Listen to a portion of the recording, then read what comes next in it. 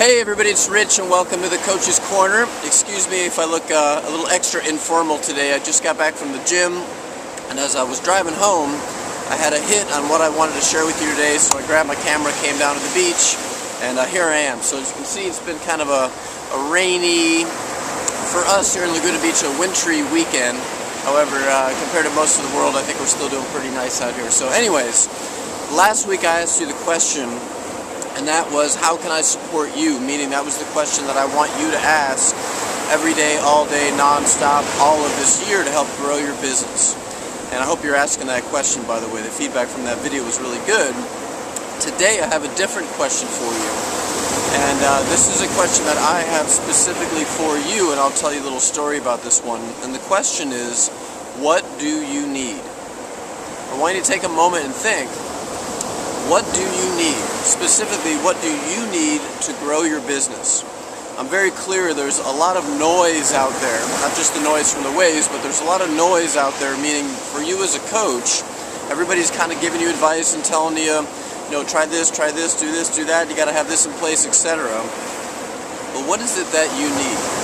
As you know, I am 100% committed to helping you grow your business, and the best way for me to do that, beyond to share with you what I think you need, is to hear directly from you. So for me, the best thing that I can do is to provide you what you are asking for. So I want your feedback.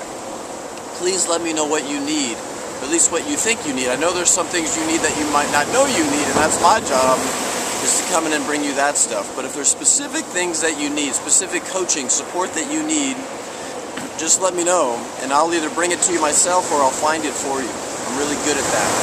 And that reminds me of a story. When I started my business just over 4 years ago, and I've told this before, I literally was all over the place. I would wake up one morning and I said, I'm going to be a life coach. Then the next day I said, I'm going to be a business coach. And then the next day I felt like being a spiritual coach. And then the next day I was a health coach. I was all over the map. I basically would wake up and whatever I was into in that moment is what I would put out there to the world. Now fortunately I was able to pretty much pull it off, because I've got some skills in each of those areas, but I was very scattered, and as a result our business was successful, but it wasn't as successful as I knew it could be. So one day I had this brainstorm, which seems very obvious looking back, and that is I wrote an email to my list, maybe you were on my list 4 years ago, that basically said, hey, what do you need? What do you want coaching on? So I'm really telling you the story for two reasons. One, I want to know what you need, and number two, I'm giving you a little advice. Go out to your audience and ask them what they need support on. Don't just put out what you think they need, ask them what they need. So I'm taking my own advice right here. So I put out this email, what do you need? And this was like in 2008. Think about the economy in 2008. The response was pretty overwhelming. I got responses like this. They said, hey Rich, we love all the stuff you're doing, because I was basically, at the time, I was kind of like a happiness coach. I just wanted people to be happy. So I put all the stuff out that I thought if they did it, they'd be happy.